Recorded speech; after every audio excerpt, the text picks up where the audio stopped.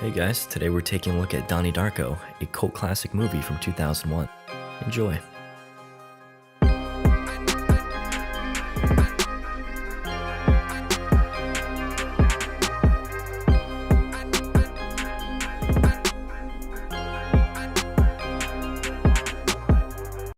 The movie opens with a boy mysteriously passed out in the middle of the road.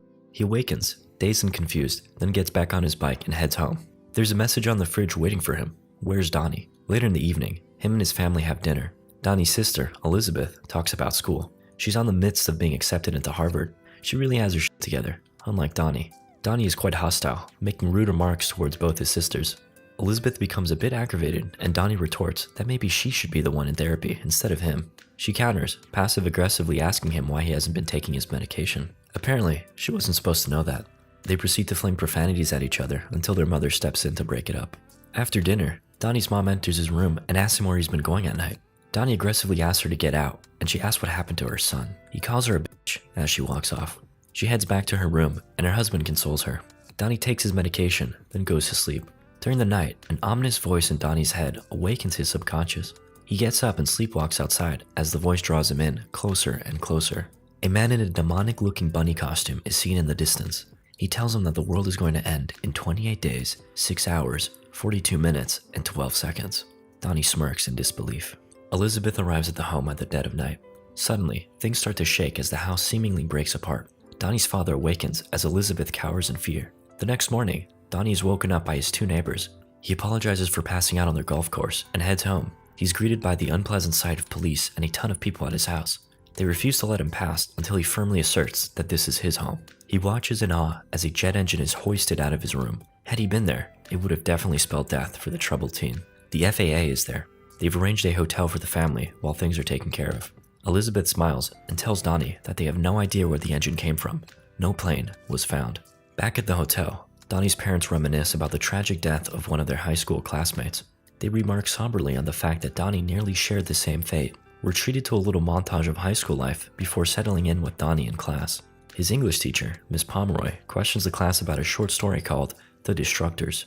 Donnie chimes in and gives an excellent answer, stating that destruction is a form of creation. Suddenly, a girl, Gretchen, enters the classroom. She just registered to the school. Miss Pomeroy playfully instructs her to sit next to the boy she finds the cutest. Of course, it's Donnie, who's played by Jake Gyllenhaal. Gretchen proudly claims her seat from another girl. On the ride home from school, Donnie and his father briefly discuss the plane incident. It remains a mystery where the engine came from. Donnie shouts and his dad abruptly stops the car. He nearly ran over an old woman. Donnie steps out to check on her as she inspects an empty mailbox. She whispers something too quiet for us to hear to Donnie. At therapy, Donnie shares with his therapist, Dr. Thurman, that he made a new friend, an imaginary one named Frank. He tells her that he told him the world was going to end, but he doesn't believe it. The next day at school, Donnie zones out while watching some goofy video about fear from a local motivational speaker. Frank begins to speak to him, telling him to pay close attention. Later that night, Donnie has visions of the future before awakening again in a trance-like state. Frank stands before him, but says nothing. Donnie grabs an axe and bludgeons a water main as Frank watches from the shadows. The next morning, Donnie teases his little sister while waiting for the bus. Some other students run up, alerting the group that school is canceled today. There's been a flood. I wonder who's responsible. We cut to the scene of the crime. Students are gossiping about what happened, and we see that an axe was left embedded on a statue, accompanied by the words, "They made me do it." Gretchen is seen being harassed by two boys at another bus stop before Donnie steps in. He lets them know that school is canceled, and Gretchen suggests that he walk her home. Donnie asks Gretchen why she moved here. She explains that her parents had not the best relationship. Well, actually, her father stabbed her mother 4 times in the chest, though she survived. Donnie awkwardly shares some tidbits about his troubled past as well. He's got emotional problems and even set an abandoned house on fire, which landed him a small stint in jail. Before they part ways, Donnie lets her know that he's really glad that school was canceled because it led to them having this conversation. You're weird. Sorry. Yeah, that was a compliment. Donnie has another therapy session. This time, Dr. Thurman decides to whip out some hypnotherapy. Things take a turn for the sexual as Donnie starts talking about his lewd fantasies. I think about girls a lot. Fortunately, Dr. Thurman awakens him from the trance with a clap, ending the session. The police are on the lookout for the culprit of the recent flood, having every student jot down "They made me do it" on the board. Donnie's turn is up, and they flag him as a suspect. He's later cornered in the bathroom by one of his bullies, who claims Donnie told the cops he did it. Things escalate as the bully holds a knife to Donnie's throat. Thankfully, he gets off easy. Donnie and the boys are seen cracking open a couple cold ones and arguing about the sexual dynamics of Smurfs. No, I'm not making a joke. Their thrilling conversation is cut short by the sight of the old woman from earlier, almost getting run over. They call her Grandma Death. She's seen walking back and forth, endlessly checking her mailbox. An emergency PTA meeting is held. Miss Farmer is convinced that the cause of the incident can be tied back to the influence of the short story, The Destructors. She berates Miss Pomeroy and basically makes a fool of herself. Meanwhile, Donnie Darko is tripping balls. He speaks with Frank and tries to reach out to him, but a force field materializes, stopping him dead in his tracks. Frank explains that he can do anything, and so can Donnie. He warns him that everyone is in danger. Donnie asks where he came from, and Frank responds, "Do you believe in time travel?" Samantha walks in, asking Donnie who he's talking to. During English class, Donnie shares a poem he wrote that includes Frank. Miss Pomeroy inquires who Frank is, and Donnie shares that he's a 6-foot-tall bunny rabbit. Later, Donnie must sit through another goofy motivational video about fear and love. Miss Farmer's class is tasked with an exercise in which they get up, read a scenario, and then place it on the graph somewhere between the extremes of fear and love. Donnie staunchly rejects this concept, stating that life is not so black and white, and that there's a whole spectrum of human emotion being unaccounted for. His insubordination is punished during a parent-teacher conference. Miss Farmer shares with us the horrid profanities that came out of Donnie's mouth. He asked me to forcibly insert the Lifeline exercise card into my anus. Afterwards, Miss Farmer questions Donnie's mother about her aptitude as a parent, and prays that her son does not fall into the path of fear. Thankfully, Donnie has some chill parents, and they buy him a bunch of stuff as a reward for sticking up to that kooky teacher. It's October 10th, and only 20 days remain until the end of the world. Donnie walks up to his science teacher, Dr. Monatoff, and inquires about time travel. He enthusiastically opens up about wormholes, explaining that one could theoretically take a bridge through time. Before wrapping things up, Dr. Monatoff shares a secret little treat with Donnie. He gives him a book, The Philosophy of Time Travel, written by one of the old science teachers at the school. She used to be a nun, and then one day suddenly rejected the church in favor of science. Donnie examines the cover and notices with shock that the author is Roberta Sparrow. Roberta Sparrow is none other than Grandma Death. We cut to a graphic of the book. Chapter 1, The Tangent Universe. Incidents when the fabric of the fourth dimension become corrupted are incredibly rare. If a tangent universe occurs, it will be highly unstable, sustaining life for no longer than several weeks. Eventually, it will collapse upon itself, forming a black hole within the primary universe capable of destroying all existence. At dinner, Donnie shares the book with his family. His parents mention that Roberta is quite loaded and used to be known for her gem collection. Kids used to go up to her house to try and rob her, and she became a total recluse. At his next therapy session, Donnie shares with Dr. Thurman what Roberta whispered into some friends as they watch football. He's looking a little loopy. He looks at his father and notices an amorphous water-like blob extending out from his chest. He draws out a path towards the kitchen, and within moments, his father follows said path. A blob begins to form in Donnie's chest, leading upstairs. He's compelled to follow it, entering his father's room and discovering a gun. A mere 12 days remain. We learn a little bit more about time travel as Chapter 2, Water and Metal, flashes on the screen. Water and metal are the key elements of time travel. Water is the barrier element for the construction of time portals used as gateways between universes at the tangent vortex. Whatever that means. Donnie is seen carving pumpkins with Elizabeth. He's carved Frank's face onto his pumpkin, with Elizabeth remarking that it's scary. Donnie doesn't seem to agree. You think? Donnie's parents meet with Dr. Thurman. In her professional opinion, Donnie is suffering from paranoid schizophrenia and is experiencing daylight hallucinations. She recommends they up his medication and do more hypnotherapy. While at the arcade with Gretchen, Donnie talks to her about his sleepwalking episodes while Chapter 7 flashes across the screen, The Manipulated Living.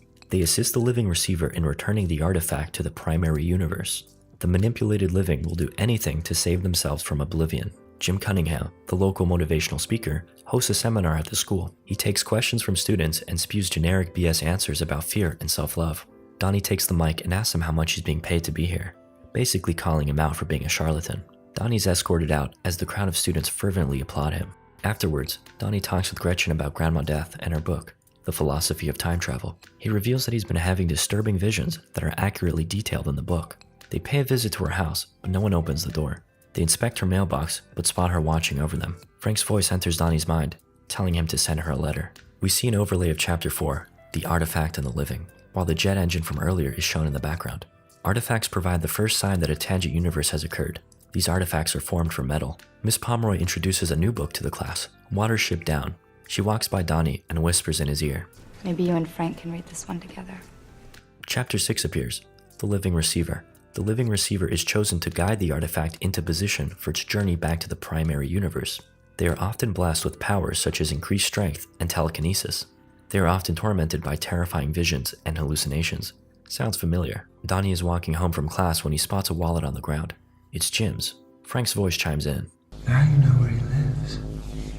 Sometime later, Donnie and Gretchen are giving a presentation in class when the two bullies bring up the stabbing of Gretchen's mother. She runs off after class and Donnie chases her. She stops, turns around, and lunges in for a kiss. How romantic. They go to watch a movie and Frank appears as Gretchen sleeps. Donnie asks him why he wears that stupid bunny suit, and Frank counters. Why are you wearing that stupid man suit? He does have a point. Donnie asks him to reveal himself, and he does. Frank is just an ordinary guy. Well, aside from that gaping eye wound, he instructs Donnie to watch the movie screen as an opening emerges. Have you ever seen a portal? Frank then tells him to burn it down. Donnie cloaks himself in his hoodie before walking off, leaving Gretchen. He dons a mischievous expression before heading out. Meanwhile, a talent show is taking place with Donnie's little sister, Samantha, leading a dance group. Miss Farmer gives them some words of encouragement before they perform. If you feel the need to vomit up there, just swallow it. Back on Donnie's end of things, we see him dousing a house with gasoline before setting it ablaze. After the job is done, he returns back to the movie theater and makes out with Gretchen. Chapter 10 flashes on the screen, The Manipulated Dead. We cut to a brief scene of Donnie and Gretchen awakening from slumber outside. Jim Cunningham's burnt to a crisp house is all over the news. Turns out that sleazy motivational speaker was harboring a secret dungeon filled with child pornography. The firefighters discovered this while putting out the flames. Miss Pomeroy is fired and is set to leave at the end of the week. The girls' dance group wins an invitation to a show in LA, and Donnie's father is away for business, setting the stage for the movie's final act. Miss Farmer, a big fan of Jim's, is convinced the allegations are false. She believes there must be some conspiracy and wishes to testify in his defense. She asks Donnie's mother to take her place as chaperone for the LA trip. Before departing, Donnie's mom checks in on him, but first stumbles upon a disturbing drawing of Frank in his room. She tells him she'll be leaving and that Elizabeth is in charge. If he needs anything, he should call Dr. Thurman. Donnie asks her what it's like to have a wacko for a son. With teary eyes, she tells him it's wonderful and comforts him. We see Donnie handling a letter for Roberta Sparrow and then cut to Donnie's mother and sister departing. Before they head out to the airport, Donnie wishes his mother and little sister farewell. He later visits Miss Pomeroy after school. He sees her packing away her things and is dismayed to learn that she's been fired. He remarks that she was the only good teacher at the school. Before she departs, Donnie asks her why she left cellar door written on the board.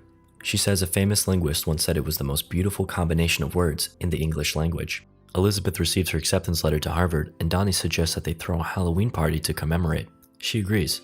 Chapter 9 flashes on the screen. Insurance trap. The manipulated dead will set an insurance trap. The living receiver must ensure the fate of all mankind. Gretchen arrives to the party, but is worried about her mother, who has gone missing. Donnie takes her upstairs, and they fool around to take their minds off things. Only 6 hours remain. Donnie is seen going loopy as a time channel emerges from his chest. It leads him to the fridge, which has a message that reads, "Frank was here, went to get beer." He tells Gretchen and his 2 other friends that time is running out, and they have to come with him. They ride out on their bikes to Roberta Sparrow's house. He sees Cellar door. him and Gretchen enter.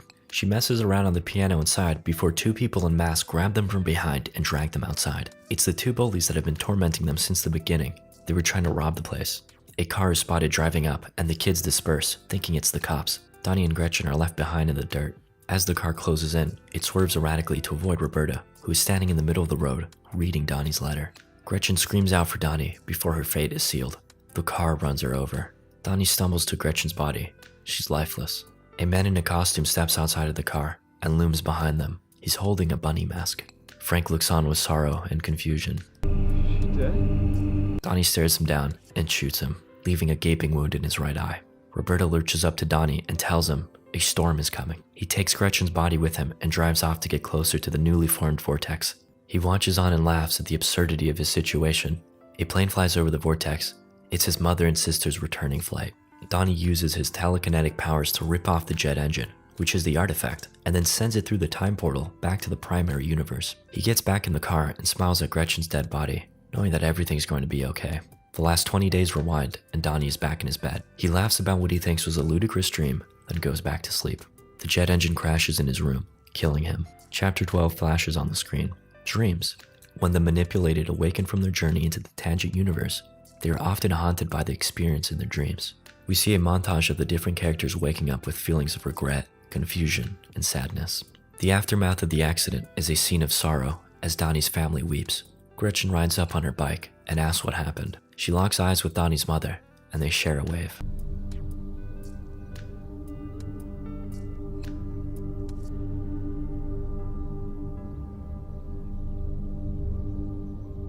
I don't know about you guys, but that one made me shed a tear.